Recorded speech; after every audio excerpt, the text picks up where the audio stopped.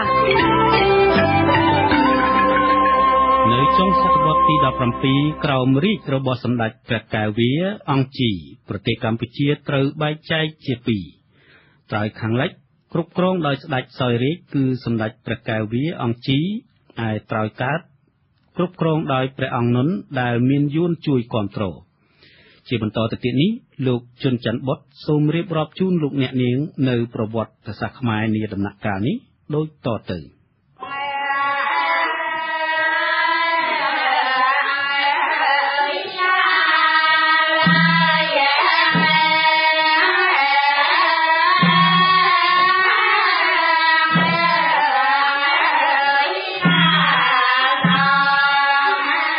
្រោយពីពេលដែលសម្ដេចព្រះភក្ត្រវតីព្រះចោមក្សត្រី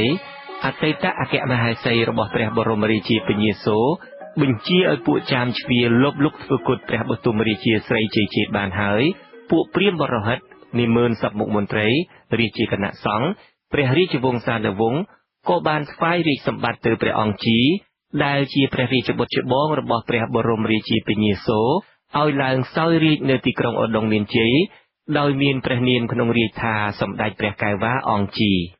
ចំណែកខាងព្រះមហាឧបយោរាជអង្គតន់ជាព្រះបេតុលានិងព្រះអង្គនុនដែលត្រូវជាប្អូនជីដូនមួយនឹងព្រះអង្គ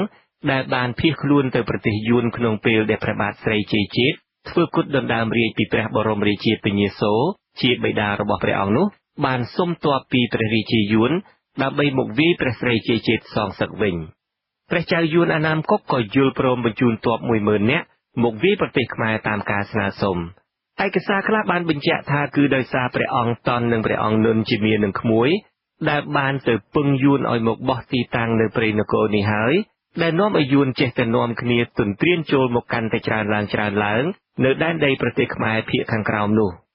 ពេលនាំយួនមកដល់ប្រទេសខ្មែរហើយទើបព្រះមហាឧបយោរាជអង្គតន់ដឹងថាព្រះបទុមរាជាស្រីជ័យជាតិជាស្ដេចជ្រែករាជនោះត្រូវសុគតដោយស្នាដៃពួកចាមជ្វារួចទៅហើយតែខាងសម្ដេចព្រះកែវ៉ាអង្គជីដែលទើបនឹងឡើងសោយរាជវិញនោះមិនបានដឹងថាព្រះបេតុលាមានបំណងប៉ងសងសឹកឲ្យព្រះបិតាព្រះអង្គឡើយ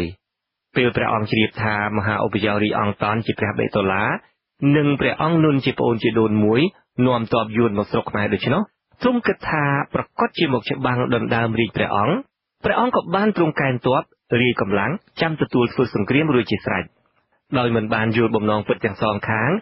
និងដោយសារមានការសង្ស័យរវាងគ្នានឹងគ្នាមហាឧបយោរាជអង្គតន់ជាឪពុកមា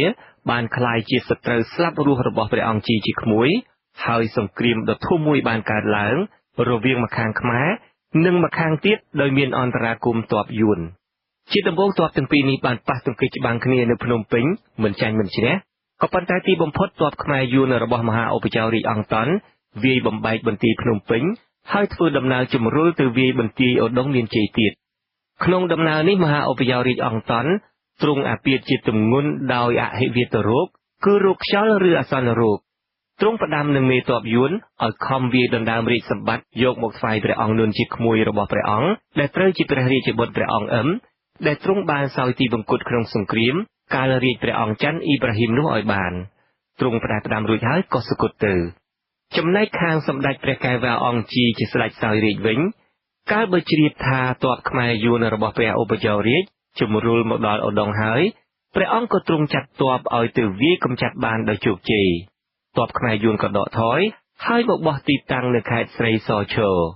កាលនោះប្រទេសខ្មែរត្រូវចែកជាពីរគឺខាងលិចទន្លេមេគង្គត្រូវស្ថិតក្រោមអំណាចរបស់សម្ដេចព្រះកែវ៉ាអង្គជីជាស្ដេចសោយរាជនិងត្រូវខាងកើតស្ថិតក្រោមការត្រួតត្រារបស់ព្រះអង្គនុនជាប្អូនជីដូនមួយរបស់ព្រះអង្គដែលមានយួនគាំទ្រហើយដែលមន្ត្រីខាងកើតថ្វាយព្រះនាមព្រះអង្គថាសម្ដេចព្រះបទុមរាជាមហាឧបយោរាជមិនយូរប៉ុន្មានឧបយោរាជថ្មីនេះបានចម្លងទ័ពខ្មែរយួនមកបោះនៅកោះស្លាកែតខេត្តគៀនស្វាយត្រៀមច្បាំងនឹងទ័ពត្រើយខាងលិច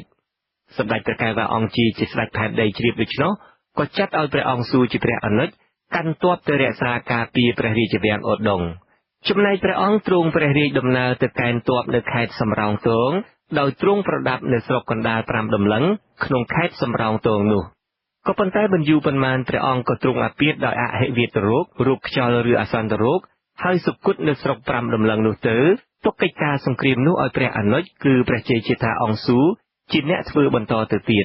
ព្រះអង្គស៊ូក៏ទ្រង់លើកទ័ពពីឧដុង្គទៅវាយកម្ចាត់ទ័ពមហាឧបយោរាជដែលបោះទ័ពនៅស្លាកែតឲ្យទទួលបរាជ័យយ៉ាងដំណំហើយមហាឧបយោរាជក៏នាំព្រះញាតិនិងបណ្ដាជាខ្ញុំទាំងប៉ុន្មានយាងទៅភៀសនៅស្រុកអាណាមកុកម្ដងទៀតសម្ដេចព្រះកែវ៉ាអង្គជីទ្រង់សោយរាជ្យនៅរាជធានីឧដុង្គនៅឆ្នាំ1673ហើយទ្រង់សោយទីវង្គតដោយអហិវាទរូបនៅស្រុក5ដំឡឹងខេត្តសំរោងទងក្នុងឆ្នាំ1675នៃគ្រិស្តសករាជខ្ញុំជួនច័ន្ទវុឌ្ឍ With you Aziz Ray Washington